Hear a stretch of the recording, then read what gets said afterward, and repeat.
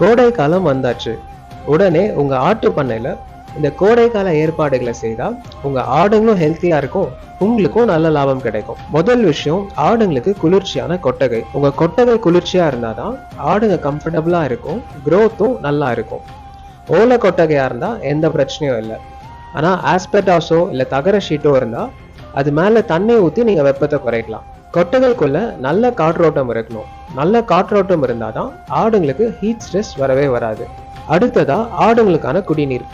சுத்தமான தண்ணீர் எப்போதும் கிடைக்கும் விதமா ஏற்பாடு பண்ணுங்க. கொட்டகைக்குள்ள அதிக நெரிசல் இருக்காத மாதிரி ஆடுங்களுக்கு இடையே ஸ்பேஸை மெயின்டைன் பண்ணுங்க. அப்பதான் நோய் பரவல் குறையும், தீவனமும் நல்லா உட்கொள்ளும்.